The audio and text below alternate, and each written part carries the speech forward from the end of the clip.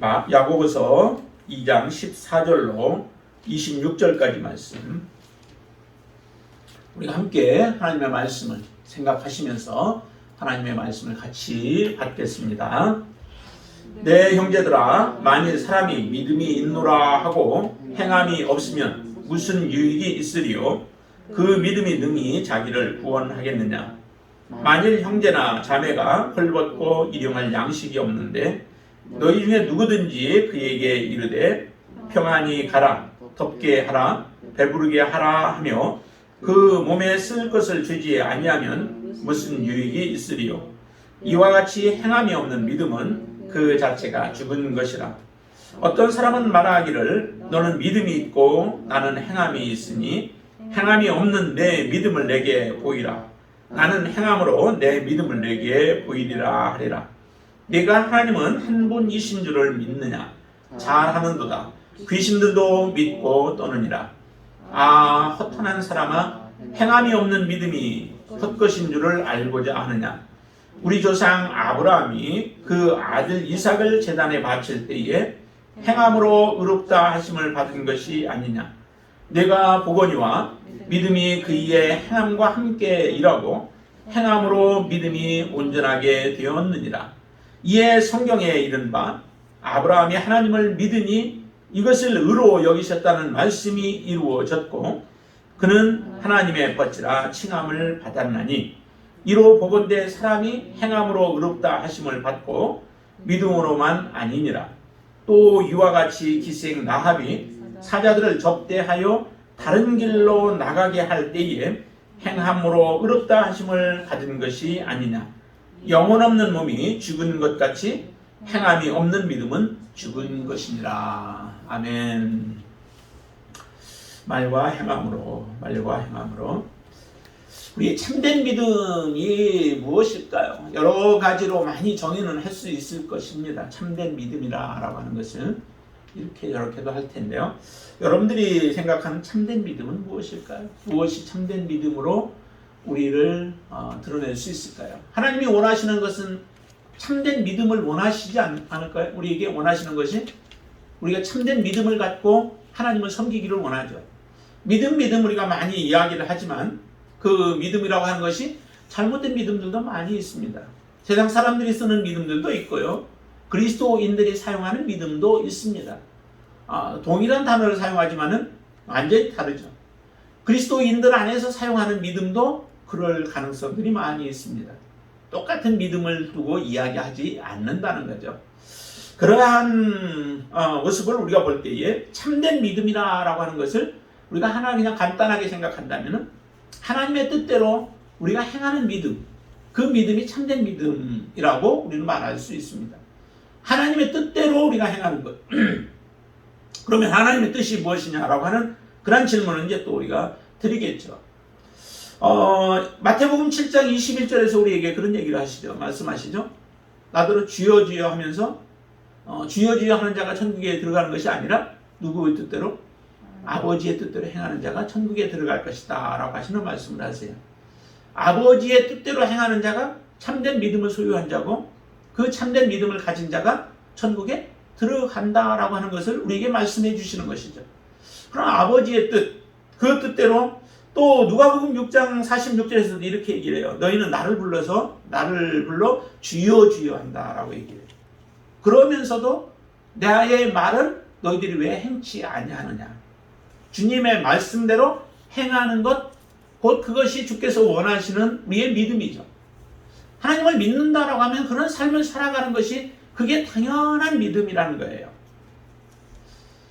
믿음의 자녀들, 하나님을 섬기고 우리가 오랫동안 믿음 생활을 해온 우리의 삶 가운데서 그런 주님의 뜻대로 행하고 하나님의 뜻대로 행하는 믿음의 삶을 우리가 보이면서 지금 살아오고 있는가라고 하는 질문을 우리의 자신들에게 던져보아야 되죠. 하나님이 내게 물을 때에 우리는 하나님의 말씀 붙잡고 이게 하나님의 뜻이다라고 하는 것을 성경에서 우리에게 가르쳐 주셔서 그 말씀 붙잡고 우리가 행하는 삶을 살았는가. 기쁨으로, 감사함으로, 또 우리가 자원하는 마음으로 그 일들을 이루었는가라고 하는 부분을 우리가 생각해 보셔야만 한다라고 하는 겁니다. 마태복음 25장에서는 우리에게 이런 것들을 많이 말씀하세요. 거기에 이제 양과 염소를 딱 갈라놓는 그런 작업이 이루어지죠. 마지막 때에 하나님 앞에 서서 어떤 자들은 양의 무리 가운데 염소의 무리 가운데로 그렇게 분류가 되어져요. 그 분류하는 기준이 어디에 있었습니까? 그 기준이 모든 사람들에게 하는 것이 죽게 하듯 하는 마음으로 하라는 거예요. 그래서 작은 소자 하나에게 행한 일이 곧 내게 한 것이다 라고 하는데요.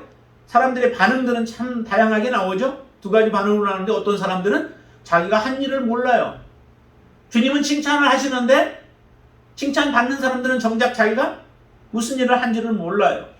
또 반대로 주님은 책망을 하는데 내가 그와 같은 일들을 하지 않은 것을 잘 모르는 거예요. 내가 주님께 언제 그러한 일들을 하지 않았느냐라고 하는 그런 질문을 하죠. 주님을 보았더라면, 주님이 그와 같은 형편과 사정 속에 있었다면 나는 했을 텐데 주님이 보이지 않았는데 왜 나보고 그런 판단과 결정을 내리시냐라고 하는 질문과도 같은 거죠. 그런데 주께서 말씀하시기를 주님이 직접 나타난 게 아니라 형제, 자매, 그 소자들 이런 모습으로 주께서는 그들에게 하지 아니한 것이 곧 내게 하지 않은 것이다 라고 하는 그런 예수님과 그 어려움 가운데 있었던 자들을 동일시 여기시는 그 예수님의 말씀을 통하여 사람들을 분류하는 작업을 하게 되어집니다. 실제적으로 착한 일을 행했던 일들, 선한 일들을 행했던 그 사람들은 자기들의 행함 자체가 무엇을 자기가 했는지 특별히 주님께 자기는 행한 것이 없다라고 하지만 주님은 인정하십니다. 그게 어떤 모습이에요? 그의 삶 속에서 실제적으로 배어 있었다는 거예요. 주께서 말씀하시는 것들을, 성경에서 말씀하시는 것들을 실제적으로 이루어가는데 누가 막 억지로 하라고 해서가 아니라 그의 삶에 배어 있는 삶이에요. 소자를 보면, 어려움 당하고 있는 사람을 보면은 그 사람을 돕는 일이 당연한 것이었고, 나그네를 대접하는 것이 당연한 일이었고, 과부들 어려운 가운데 있는데 그 사람들을 돕는 일들은 당연한 것이었던 거죠. 내가 당연한 할 일을 했을 뿐인데 하나님께서는 그것을 상급으로 그들에게 허락해 주시는 겁니다. 우리의 삶 속에서 이런 자연스러움이 나타나느냐는 거예요. 내가 주님을 알고 나서 주님의 은혜를 깨닫고 주님의 사랑을 경험하고 주님의 큰 사랑이라고 우리가 고백하며 눈물을 흘리며 하나님 앞에 찬양하는데 그 삶이 나의 삶의 삶 속에서 배어 있느냐는 거죠. 다른 이유들로 우리가 변명하지 아니하고 그 사람들에게, 어려운 형제들에게, 형제 자매에게 우리가 다가갈 수 있는 마음이 있느냐라고 하는 질문을 우리 자신에게 던지는 겁니다. 여기 보니까 이렇게 말씀하시죠. 14절에 우리 같이 한번 읽습니다. 내 형제들아, 만일 사람이 믿음이 있노라 하고 행함이 없으면 무슨 유익이 있으리요? 그 믿음이 능히 자기를 구원하겠느냐.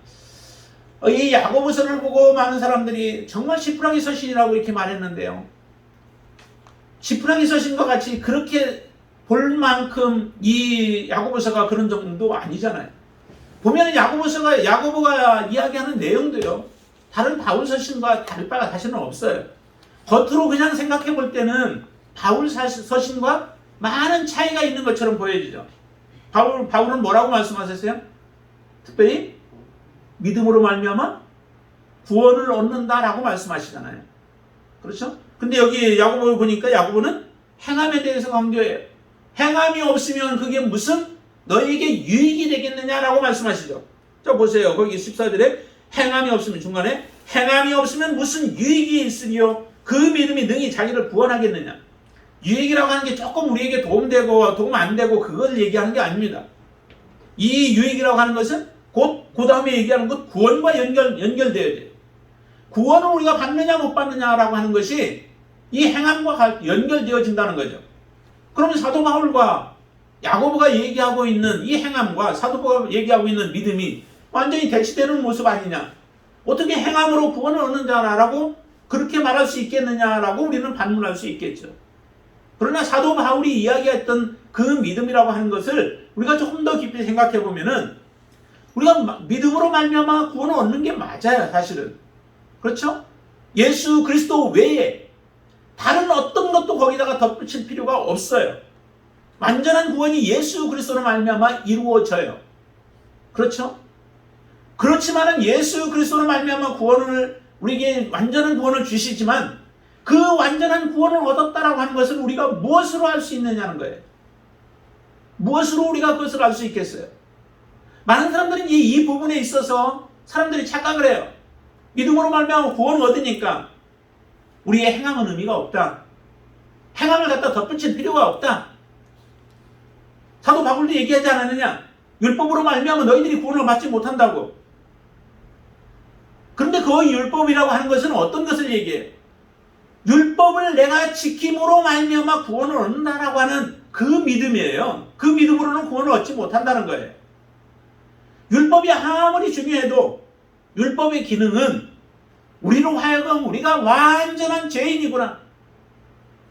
우리 이런 모습으로 살다가 우리는 망할 수밖에 없는 존재이구나. 하나님 앞에 의를 행하려고 하지만은 그 의를 이룰 수 없는 것이 우리의 존재이구나. 우리 사람이구나 라고 하는 것을 우리에게 가르쳐 주는 거죠. 철저하게 우리는 하나님의 은혜가 필요하고 복음이 필요하고 메시아가 필요하고 구세주가 필요한 것을 거기서는 보게 만드는 겁니다. 그래서 나 자신은 하나님의 은혜가 아니고는 결코 하나님 앞에 설 수 없는 존재인 것을 철저하게 깨닫게 만드는 거예요.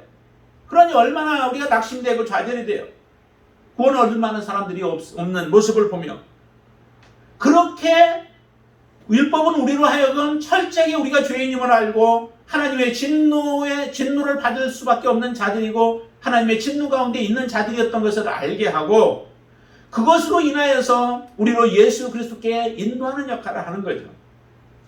율법에서 우리에게 할례를 베풀라고 해서 할례가 우리를 구원을 주는 게 아니고 우리에게 세례를 베풀어서 세례를 받아야만 침례를 받아야만 구원을 얻는다라고 하는 그것으로 인하여 우리가 구원이 이루어지는 게 아니라 예수 그리스도로 말미암아 우리에게 온전한 구원이 이루어진다라고 하는 이것을 우리로 하여금 알게 하는 거예요. 그래서 사도 바울은 철저하게 그 예수 그리스도 그분이 우리를 구원한다라고 하는 그런 믿음으로 말미암아 구원을 얻는다라고 하는 것을 말씀하신 거예요.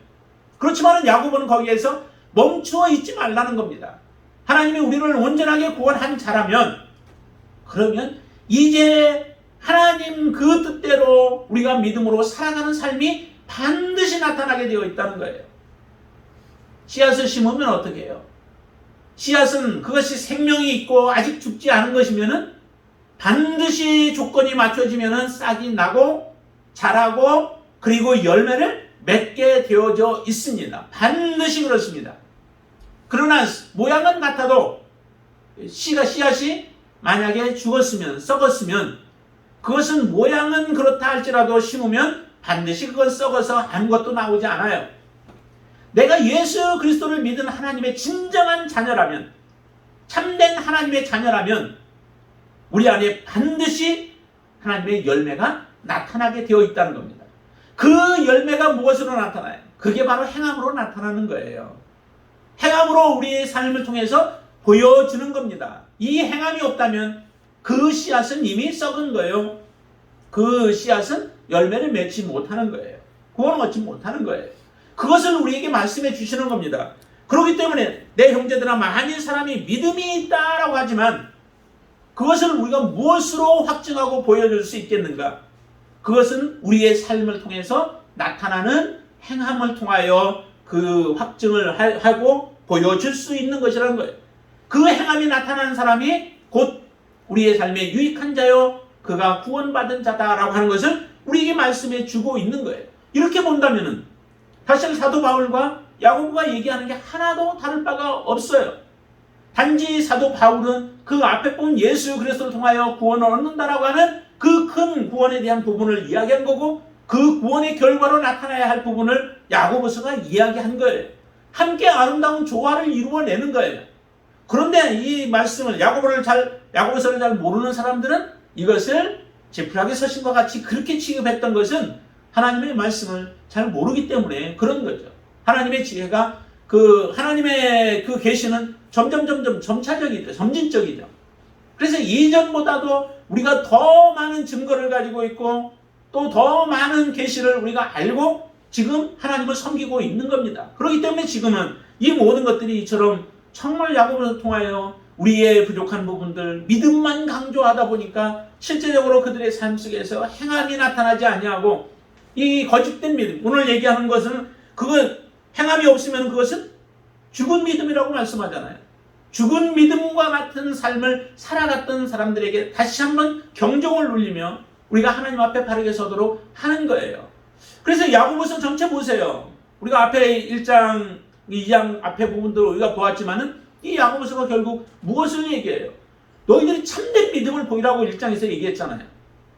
정말 참된 믿음이 무엇인가? 그거는 참된 우리의 경건한 삶을 보여주는 거죠. 그 참된 경건한 삶의 모습은 환난이 와도 그 가운데 기뻐할 수 있는 사람이 참된 경건을 가지고 있고 그게 참된 믿음을 소유하고 있는 사람의 모습이라고 우리가 보았던 거예요. 그 안에는 세상에 대한 사랑이 없다라고 얘기하죠. 세상을 사랑하지 아니하는 믿음이에요. 그리고 고아와 과부들을 우리가 힘든 가운데서 그들을 돌보고 하는 그런 거룩함이 그들의 삶 가운데 있는 거죠. 이런 삶을 살아가는 것이 바로 야고보가 우리에게 요구하는 믿음이라는 거예요. 이 믿음은 반드시 우리의 삶 속에서 나타나야 할 모습들이라는 겁니다. 그런데 이런 것을 우리가 무시했다라고 하는 것은 그만큼 하나님의 말씀을 우리가 알지 못하고 편협된 모습으로 한쪽으로 치우친 믿음의 삶을 살아가고 있던 거예요. 우리에게 다시 한번 균형적으로 모든 것들을 구원이라고 하는 것도 우리가 잘 보고 믿음이라고 하는 것도 정말 참된 믿음이 무엇인지를 바르게 알고 하나님 앞에 서야 된다라고 하는 겁니다. 이 모습을 통해서 그러면 우리가 어떻게 해야 되는가? 오늘 말과 행함이라고 이렇게 말씀을 드렸는데요. 말과 행함을 통하여서 우리의 삶의 모습을 보여주는 거예요. 근데 여기에 말씀하고 있는 이 야고보가 얘기하고 있는 그 내용은 보니까 말로만 하고 있는 거죠. 그 당시에 초대교회의 모습 속에서 이와 같은 삶이 그 초대교회나 아니면 그들의 그 일상적인 삶 속에서 있었던 것 같습니다. 그러니까 이렇게 얘기하죠. 15절에 만일 형제나 자매가 헐벗고 일용할 양식이 없는데 16절 같이 읽습니다. 너희 중에 누구든지 그에게 이르되 평안히 가라, 덥게 하라, 배부르게 하라 하며 그 몸에 쓸 것을 주지 아니하면 무슨 유익이 있으리요. 말로는 참 못할 말이 없는 거죠. 따뜻한 말들을 하죠. 이 따뜻한 말도 사실은 필요해요. 이 말 자체도 하지 말라는 거 아니에요. 이 말도 필요하지만은 우리가 격려의 말, 칭찬의 말, 좋은 말들을 하는 게 그게 그리스도인들의 입술을 통해서 반드시 해야 할 부분들이죠. 그것도 나타나야 돼요. 그러나 거기서만 멈추어지면은 그거는 진정한 사랑이 아니라는 겁니다. 지금 2장은 우리에게 사랑에 대한 부분들을 특별히 이야기를 하죠. 우리가 어떤 사랑으로 베풀어야 하느냐, 어떤 사랑으로 다가가느냐. 그래서 차별을 하지 말라라고 한 것도 그 사랑 중에 한 부분이에요. 차별하지 않는 것이 주님의 진정한 사랑이라는 거죠. 근데 여기에서 이처럼 자매가 헐벗고 일용할 양식도 없는데, 먹을 양식도 없는데 그들에게 말로만 위로한다고 해서 그게 진정으로 사랑이 되겠느냐는 거죠. 사랑은 반드시 필요한 게 행함이 따르는 거죠. 그리고 사랑에는 희생이 따라요. 내가 누군가를 사랑한다고 했을 때는 헌신이 따르는 거죠. 돈이 필요하기도 하고 때로는 시간을 들여야 하고 몸으로 섬겨야 하는 일들도 생겨지게 되어지죠. 이처럼 우리의 형제 자매가 고통 가운데 있다라고 하면은 그가 진정한 나의 형제와 나의 자매라면 우리가 못 본 체 할 수 없다는 거예요. 그가 정말 필요해서 욕심으로 부려서 하는 게 아니라 정말 그의 삶에 필요해서 요구하는데 그것을 우리가 모른 채 한다라고 하는 것은 그것은 사랑의 삶이 아니라는 겁니다. 그리스도인들의 삶의 모습이 아니라는 거예요. 그것은 반드시 우리가 손을 베풀어서 그들의 필요한 것들을 주어야 된다라고 하는 것을 말씀하죠. 그렇게 했을 때에 그가 진정으로 유익하고 우리의 삶에도 유익한 삶이 되어지는 겁니다. 17절에 말씀합니다. 이와 같이 행함이 없는 믿음은 그 자체가 죽은 것이라. 믿음이 있다라고 아무리 이야기를 할지라도 그 믿음은 이미 죽은 것이라 라고 말씀해요. 그것을 이렇게 표현을 하죠.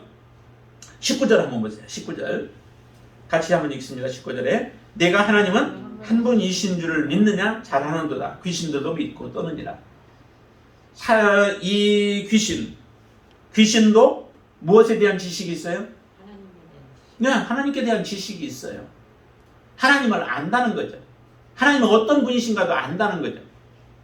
그리고 하나님을 두려워하기도 해요. 우리 그리스도인들이 이 정도로 우리가 두려움을 가지고 있나는 그것도 좀 의심스러워요. 하나님을 정말 사랑하기 때문에 사랑 때문에 하나님을 두려워하지 아니하는 부분도 있지만은 하나님은 정말 경외할 분이죠. 정말 두려워해야 할 분이죠. 그분의 진노가 드러나면은 그 앞에 설 수 있는 자들이 없고, 그렇기 때문에 하나님은 우리를 창조하시고 이 땅에 존재케 해서 우리에게 은혜를 베풀어 주셨지만은 우리가 하나님을 무시할 존재는 아니에요. 근데 하나님 앞에 우리가 믿음으로 살아간다라고 하면서도 우리의 삶에 이런 하나님을 경외하는 마음이 없이 우리가 이 땅에서 살아가요. 정말 얼마나 경거망동한 우리의 행동인가를 보여주기도 해요. 근데 귀신조차도 하나님을 두려워하며 하나님의 존재를 인식하며 떨어요. 근데 그 귀신의 믿음은 무슨 믿음이겠느냐는 거예요. 귀신은 비록 두려워하며 그분의 존재 자체를 인정하지만은 그의 믿음은 죽은 것과 같은 거예요. 그의 믿음으로 자기를 살릴 수 있는 것은 아니죠. 우리의 믿음이 이와 같은 죽은 믿음을 가지고 살아가면서도 내가 믿음이 있다라고 자랑하는 사람들이 있다는 거죠. 하나님 한 분이신 것은 믿는 것 그것만은 그것 가지고는 우리의 믿음이 아니에요. 하나님이 살아계시다라고 하는 것을 믿는 것 가지고 그게 믿음이 아니에요. 정말 그분이 살아계시고 모든 것을 심판하시는 분이시고 정말 그분은 경외해야 할 분이시고 두려워해야 할 분이다라고 하는 것을 우리가 지적으로 알고 그 다음에 우리가 모든 감정으로 동의하고 의지적으로 인정한다면 우리의 삶이 바뀌어야 되죠. 바뀜이 없이 그것을 인정하고만 있다라고 하는 것은 귀신의 믿음과도 동일한 거라고 말씀하는 겁니다. 하나님을 믿음으로 말미암아 우리의 삶이 무엇이 변화되어지고 무엇이 바뀌어졌나요? 나의 가치관이 어떻게 바뀌어졌나요? 나의 행동이 무엇으로 바뀌어졌는가요? 그런 바뀜이 없다면은, 동일한 모습이라면은 우리의 믿음은 진정한 믿음이, 참된 믿음이 아닙니다. 헛된 믿음이요 거짓된 믿음이다 라고 하는 것을 우리에게 말씀하고 있는 겁니다. 정말로 여러분들 그런 그 예화를 많이 들었잖아요. 나이아가라 폭포에 그 고개사가 줄을 띄워놓고서 왔다 갔다 이렇게 하고, 그러면서 내가 누구 사람 하나를 태우고 뒤에다가 태우고서도 왔다 갔다 할 줄 있느냐라고 하는 그러한 말을 할 때 모든 사람들이 그분이 왔다 갔다 하는 모습을 보니까 당연히 할 수 있다라고 그렇게 대답을 하잖아요. 그러면은 누가 여기에 타보겠느냐라고 할 때, 거기에 앉겠느냐라고 할 때 할 사람이 나타나지 않는 겁니다. 그건 믿음이 아니에요. 그냥 아는 거죠. 그 사람이 왔다 갔다 했으니까 다음에도 왔다 갔다 할 수 있을 것이다 라고 하는 그런 알은 있지만 지식은 있지만 그것을 온전히 몸으로 받아들이는 건 아니죠. 거기에 자기를 편안하게 맡길 수 있어야 돼요. 우리가 주님을 믿음으로 말미암아 우리의 모든 삶 가운데 나타나고 있는 것들을 하나님 앞에 편하게 하나님을 믿고 신뢰하며 맡길 수 있으신가요? 제자들과 예수님이 배를 타고 갈 때에도 주님이 그 배 안에 함께 계세요. 제자들은 어떤가요? 파도가 치고 거세게 몰아치고 배에 물이 들어오고 거의 잠기기 직전이에요. 다들 난리죠? 아우성치죠? 우리가 죽게 되었는데 우리를 돌아보지 않냐고. 믿음이 아닌 거예요. 믿음이 작은 거예요. 믿음이 없는 겁니다. 정말 주님을 신뢰한다면 그분이 편안하게 계시면 우리도 편안하게 있는 거죠. 그분이 능력 있는 분이시면 그분의 능력을 우리는 의지하여서 두렵고 염려하고 걱정할 거 없는 거예요. 그분께 모든 것을 맡기는 거예요. 어디까지 맡겨요? 우리의 영혼까지 다 맡기는 겁니다. 살고 죽는 것까지 맡기는 거예요. 우리의 힘으로 살고 죽고 할 수 있나요? 하나님이 하셔야 가능한 거 아니겠습니까? 그런데도 내가 할 수 있는 것처럼 우리는 염려 끌어안고 그 모든 일들을 행해요. 이게 어떻게 믿음이 있는 자라고 말씀 있게 하겠느냐는 겁니다. 귀신의 믿음과 동일한 믿음이 아니겠느냐라고 우리에게 지금 반문하는 거예요. 정말 우리가 하나님을 믿는다면, 주님을 믿는다면, 주께서 행하실 것들을 우리에게 말씀으로 약속하여 주셨고 그 약속은 반드시 성취되어질 것이다 라고 하는 온전한 믿음으로 주님을 바라보고 믿음으로 살아가는 거예요. 그렇게 살아가는 삶 속에서 바로 이런 자연스러운 이웃에 대한 사랑, 우리의 특별히 형제 자매에 대한 사랑이 우리의 삶을 통해서 나타나게 되어지는 겁니다. 그래서 다시 한번 얘기하죠. 20절에 허탄한 사람아, 행함이 없는 믿음이 헛것인 줄을 너희가 알고자 하느냐. 행함이 없는 믿음이 헛것인 줄을 너희가 알고자 하느냐. 행함이 없는 믿음은 헛것입니다. 행함이 없는 믿음은 죽은 믿음이에요. 두 사람을 예를 들어서 얘기하죠. 아브라함에 대한 부분. 그리고 하나는 라합에 대해서. 아브라함이 하나님 앞에 의롭다라고 인정받았을 때가 언제예요?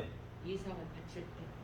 예, 이삭을 바칠 때인데 또 성경에 보면 조금 앞에서 한번 얘기를 해주시죠. 그 창세기 15장에서 보면은 그 자식이 없을 때 하늘의 별을 보고 땅의 그 바다의 모래를 보면서 그러면서 하나님께서 이렇게 너희 자손을 많이 주겠다라고 하시는 그런 약속을 하나님이 주세요. 그것을 보고 아브라함은 믿어요. 하나님이 주시겠다라고 하니까 믿어요. 그것을 보시면서 하나님은 아브라함을 의롭다라고 칭했다라고 얘기를 해요. 근데 그때는 그가 할례를 받지도 아니한 때였었죠. 그러니까 아브라함이 행한 것은 없어요. 그냥 하나님이 주시겠다라고 하니까 그것을 믿고 하나님 앞에 믿음을 고백했더니 하나님은 아브라함을 의롭다라고 하셨다라고 얘기를 해요. 그런데 여기 오늘 본문에 보니까 이 아브라함이 의롭게 되어진 것은 무엇 때라고 얘기를 해요? 아들 이삭을 하나님 앞에 번제로 바칠 때, 그때가 바로 아브라함이 의롭게 되어졌다라고 하는 것을 얘기를 하죠. 그것은 자 보세요. 21절 22절 한번 보시죠. 우리 조상 아브라함이 그 아들 이삭을 제단에 바칠 때에 행함으로 의롭다 하심을 받은 것이 아니냐. 내가 보거니와 믿음이 그 이의 행함과 함께 일하고 행함으로 믿음이 온전하게 되었느니라. 그러죠. 이미 의롭다라고 한 것은 아브라함이 하나님을 믿을 때에 의롭다라고 했어요. 그러나 그 의롭다라고 한 것을 아브라함에게 확증되어지고 또 하나님 앞에 그것을 완전히 보여준 것은 아들 이삭을 하나님 앞에 바칠 때였다라고 하는 것을 말씀하는 거죠. 하나님 앞에 자기의 사랑하는 아들 독자, 100세에 낳은 아들, 이미 자기에게는 자식이 없던 자에게 하나님께서 자식을 주어서 하나님의 자녀로 삼아 주셨습니다. 그렇게 하나님께서 하나님 앞에 믿음으로 행해서 얻었는데 그 얻은 것을 하나님이 요구할 때에 아브라함이 만약에 드리지 못하였다면 그의 믿음, 하나님이 주시겠다 하고 그것을 자기가 누릴 것에 대한 것에 온전한 믿음을 갖지 못한 것이라는 거예요. 아브라함이 믿었던 그 믿음이 드러난 것이 바로 아들 이삭을 하나님 앞에 번제로 드렸던 것이 바로 그 드러난 것이다 라고 하는 것을 23절에서 얘기하죠. 23절 한번 더 보세요. 이에 성경에 이른 바 아브라함이 하나님을 믿으니 이것을 의로 여기셨다는 말이 이루어졌고 라고 얘기를 하죠. 그는 하나님의 거치라 칭함을 받았다라고 얘기합니다. 그러니 우리 안에 있는 믿음도 마찬가지입니다. 우리 안에 있는 내가 하나님을 믿어 예수 그리스도를 믿어서 나의 주인으로 삼고 예수 그리스도가 나의 구세주야 라고 하는 고백을 우리가 이미 드려서 하나님의 자녀이지만 그러나 그것이 우리의 행함을 통해서 드러난다라고 하는 겁니다. 하나님 앞에 확증되어진다는 겁니다. 우리가 고난이 왔는데 이런 고백을 한 우리가 두려워하며 떨고 하나님을 떠나버려요. 이건 믿음이 없는 것을 보여주는 거예요. 우리가 예수님을 주님이라고 고백하는데 우리의 삶 속에서 참으로 힘든 일들이 일어날 때마다 더 믿음으로 주님 앞에 나아가고 기도해요.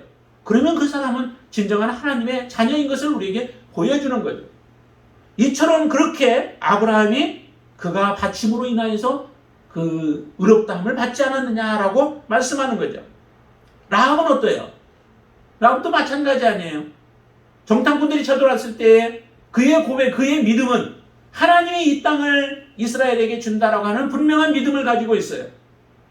그러나 그 믿음을 가지고 있어도 정탐꾼들에 대해서 들어오는 이스라엘 군대에 대해서 그가 만약에 반대하고 대항했다면 이 라합이 자기의 가족들이 구원받을 수 있는 은혜를 입었을까요? 아니에요. 하나님의 손에 이 땅은 이미 주어졌다. 들어오지는 않았지만은 이스라엘 백성들이 들어와서 이 땅은 하나님이 이스라엘 백성들에게 줄 것이다라고 하는 것을 믿었다면 그는 이제 그거에 대한 반응을 하죠. 그래서 정탐꾼들을 돌보는 거예요. 숨겨주는 거예요. 자기의 목숨은 위험에 처해요. 만약에 이것이 발각되어진다면 라합의 인생은 거기서 끝날 거예요. 참으로 비참한 모습으로 끝나죠. 자기의 조국을 배반하고 배신자와 같은 모습으로 그는 비춰질 거예요. 그리고 그의 가족들은 죽임을 당하게 되어지고, 그런데도 이 믿음이 있음으로 인하여 자기의 목숨을 걸고 정탐꾼들을 대접하는 거예요. 영접하는 거예요. 우리 안에 이 믿음이 있냐는 거예요. 하나님을 내가 믿고 하나님을 의지했다면은 주님이 나의 진정한 주인이시고 내가 영원한 구원을 얻을 그 믿음을 소유하고 있다면은 이 땅에서 살아가는 동안에 우리 앞에 펼쳐지는 문제들 앞에서 과연 이 믿음으로 우리가 지금 행동하고 있냐는 거예요. 그 믿음으로 행동하지 못하고 세상과 하나가 되어지고 세상과 짝하여 하나님의 사랑을 베풀기를 원하고 작은 이익에 우리의 마음이 빼앗겨서 하나님의 사랑을 행하기를 원치 아니한다면 그것은 야고보가 얘기하기는 너희는 죽은 믿음이다 라고 말씀하는 겁니다. 왜 이와 같은 일들을 우리가 행해야 될까요? 왜 우리의 형제 자매가 없을 때에 그들의 필요한 것들을 우리가 공급해 줘야 될까요? 그것은 여기에서 세 가지로 이렇게 얘기해요. 그것은 정말 유익이 없기 때문에, 만약에 그렇게 하지 아니하는 것은 우리에게 유익이 없기 때문에 그렇다는 거죠. 그게 14절에서 얘기한 거예요. 반드시 유익하려면 우리가 손을 베풀어서 그 필요한 자들에게 공급하는 삶을 사는 것이 유익한 것이요, 곧 그것이 우리의 구원과 직결되어진다라고 말씀하시는 겁니다. 그리고 두 번째는 우리가 이렇게 해야 하는 것은 그것은 죽은 믿음인 것을 우리에게 보여주는 거죠. 내가 행함이 없는 것은 죽은 믿음이라는 거예요. 죽은 믿음은 우리가 의미가 없잖아요. 우리의 믿음의 결국은 구원 얻는 거예요. 하나님 앞에 서는 거예요. 하나님 앞에 우리가 설 수 없다면 우리의 믿음 생활 할 필요가 없어요. 우리의 믿음을 통하여서 하나님 앞에 서고 하나님을 영원토록 앞으로 섬기는 삶이 우리의 믿음의 결국이에요. 그것을 우리는 소망하고 그 일을 위하여 우리가 믿음으로 살아가는 삶입니다. 그런데 우리가 행함이 없다면 그것은 죽은 믿음이라는 거예요. 그렇기 때문에 우리는 반드시 이것을 자연스럽게 또 우리의 삶 속에서 행하는 삶을 살아야 되는 겁니다. 그리고 우리가 또 이렇게 베풀어야 하는 이유는 어디에 있습니까? 그것은 이미 성경에서 아브라함과 또 이 라합처럼 그렇게 성경에서 기록되어졌다는 거예요. 행함으로 말미암아 구원을 얻었다라고 하는 것을 성경에서 말씀하셨다는 겁니다. 행함이 없이 구원 얻지 않았다는 거예요. 성경에 이미 기록되어진 대로 우리가 살아가는 삶, 그 삶이 우리의 믿음의 삶 아니겠습니까? 하나님께서 원하시는 삶이 하나님의 뜻대로 행하는 것이 우리의 믿음의 삶이라고 한다면 성경에서 이렇게 말씀하시고 그것이 살아있는 믿음이고 생명 있는 믿음이고 그것이 우리에게 구원을 주고 유익한 것이라고 한다면 반드시 우리의 삶에서 말로만이 아니라 행함으로 그것을 뒷받침하며 우리의 삶이 살아갈 때에 우리는 진정 하나님의 자녀로 주님 앞에 서게 되어질 줄로 믿습니다. 이런 삶을 야고보가 지금 흩어져 있는 유대인들을 향하여서 지파를 향하여서 외치고 있고 오늘 믿음으로 살아간다고 하는 우리들에게 지금 말씀하고 있습니다. 과연 우리가 이러한 삶을 살아왔었다면 지금까지 우리가 이렇게 하나님의 말씀에 순종하며 살아왔다면 교회가 많이 손가락질을 덜 받았을 거예요.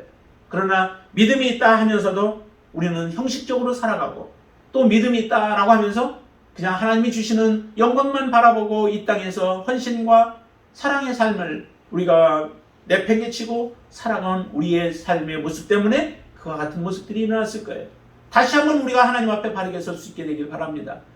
행함이 있는 삶이 곧 살아있는 믿음이요 또 구원받는 믿음인 것을 아시고 우리가 그렇게 하나님 앞에 살아갈 수 있게 되기를 주님의 이름으로 축원을 드립니다. 기도하겠습니다. 아버지 하나님, 우리의 모습을 다시 한번 바라봅니다. 하나님, 우리가 하나님 앞에 어떤 모습으로 지금까지 살아왔습니까?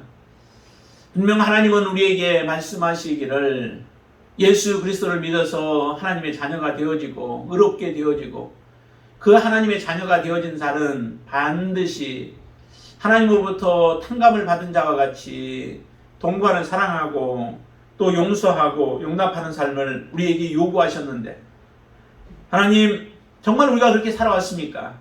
행함 있는 삶을 살았습니까? 행함을 통하여서 우리의 믿음을 보여주었습니까? 다시 한번 우리의 모습을 보게 하여 주시고 우리의 죄된 것들을 버리고 오직 하나님 앞에 온전한 믿음으로 서서 주님을 섬길 수 있도록 역사하여 주시옵소서. 우리의 삶의 모습 속에서 라합과 같이 아브람과 같이 자기가 가장 아끼는 아들 이삭을 하나님 번제로 드리라 해도 그는 지체하지 아니하고 하나님 앞에 순종하였습니다.